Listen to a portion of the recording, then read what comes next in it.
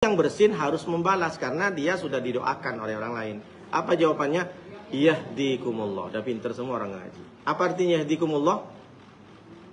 Mudah-mudahan kau dapat petunjuk. Mudah-mudahan kau dapat hidayah.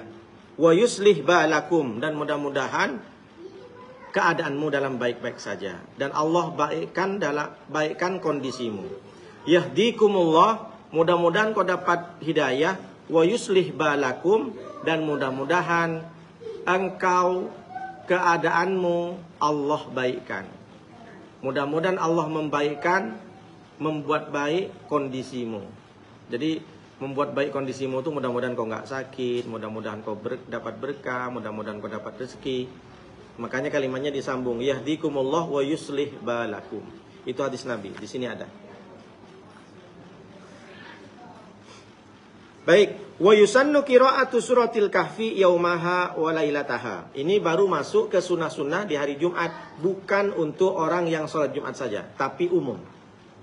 Disunnahkan baca surat kahfi di malam Jumat atau di hari Jumat, siangnya atau malamnya. Kalau sekarang kan banyak orang fanatik. Malam Jumat itu bukan baca Yasin, baca kahfi. Memang hadisnya sahih. Dan memang pernyataan bacaan kahfi itu jelas dari Nabi. Hadisnya jelas. Orang yang baca kahfi, adha'alahu minan nur. Allah akan berikan cahaya dari nur cahaya surga. Kata Nabi, orang yang baca surat kahfi di malam Jumat, Allah akan berikan cahaya dari surga. Maksudnya Allah berikan penerangan. Allah terangkan. Di mana? Di dunia dia dilapangkan hatinya, ditenangkan hatinya, tidak stres. Apapun keadaan, apapun yang dihadapi, Allah berikan ketenangan, kelapangan. Di kubur juga Allah berikan kelapangan. Tidak sempit kuburnya, terang, dia dapat cahaya dari surga. Di akhirat juga dapat naungan. Itu maksudnya. Adha'alahu minan nur. Itu jelas hadisnya. Tapi bagaimana Pak Ustadz? Kalau ngaji Yasin malam Jumat. Memang hadisnya bukan malam Jumat. Tapi Nabi mengatakan mangkor ayasin fi lailatin fi yaumin wa lailatin asbah maufuran lahu. Siapa yang baca surat Yasin setiap hari atau setiap malam, maka Allah akan ampuni ketika waktu paginya.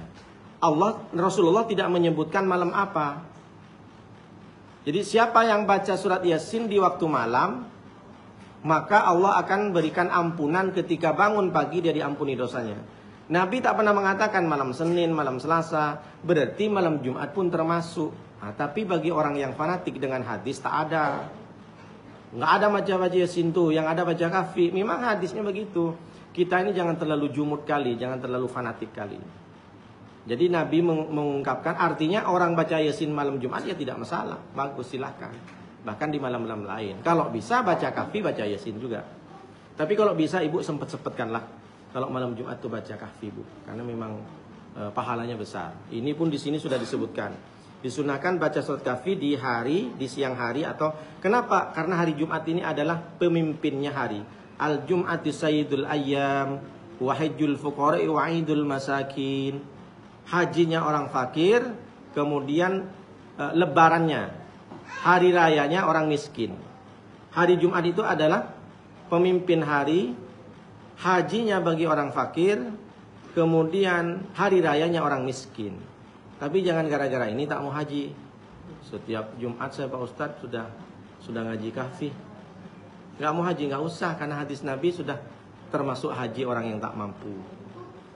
Wa iktsarus sholati ala Nabi sallallahu alaihi wasallam fihima, dan memperbanyak baca selawat malam Jumat atau hari Jumat, sunat. Karena janji selawat udah paham semua kan. Aktsarum alaihi sholatan, orang yang paling banyak selawatnya nanti denganku, berkumpul denganku. Kemudian siapapun yang baca selawat ma'rudatun alayya. Siapapun fa inna sholatakum ma'rudatun alayya.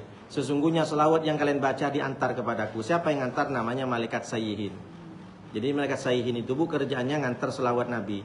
Jadi kalau ibu pengen salam-salaman, pengen japri-japrin sama Nabi, banyak baca selawat. Cuma kita tak mampu mendengar. Jadi sebenarnya Nabi udah menjawab.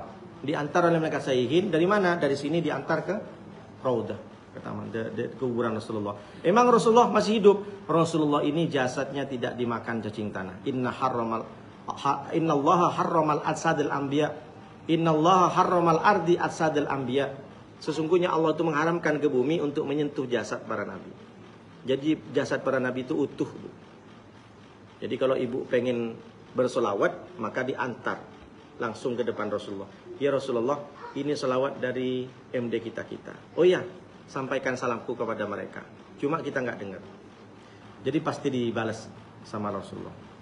Wa du'a'u fi yaumiha wa sa'atul ijabati fima baina julusil imami li khutbati wa salamihi. Kemudian sunnah berdoa di siang hari Jumat. Jadi bagi ibu yang tak sholat Jumat, perbanyak doa.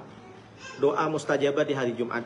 Apalagi yang paling mustajabah antara khutbah 2. Khutbah itu kan ada 2 kali kan? Nah, ketika pertama dia duduk. Nah, di antara khutbah 2 itu kan waktunya sempit. Jadi alhamdulillah ibu kalau ia dekat dengan masjid kan dengar itu.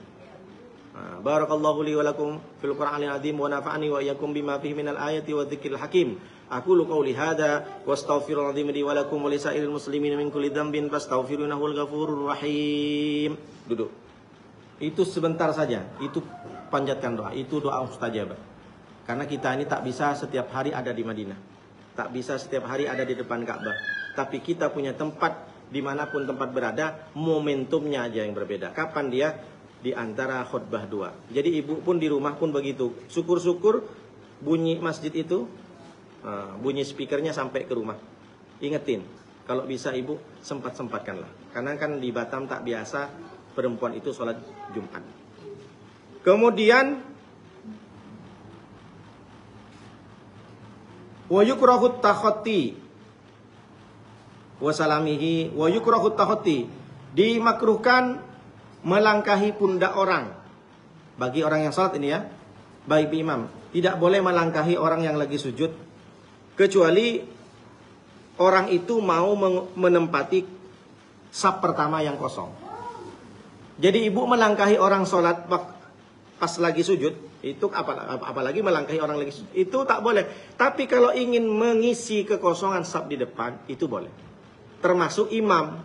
Imam kan biasanya imam itu mungkin datang telat atau mungkin imam itu sudah di saf ketiga. Di saf 2 dan 1 sudah penuh. Tapi ketika dia mau berangkat ke mihrab untuk jadi imam, dia kan mesti harus jalan. Nah, maka boleh melangkahi. Mana tahu ada orang yang lagi sholat.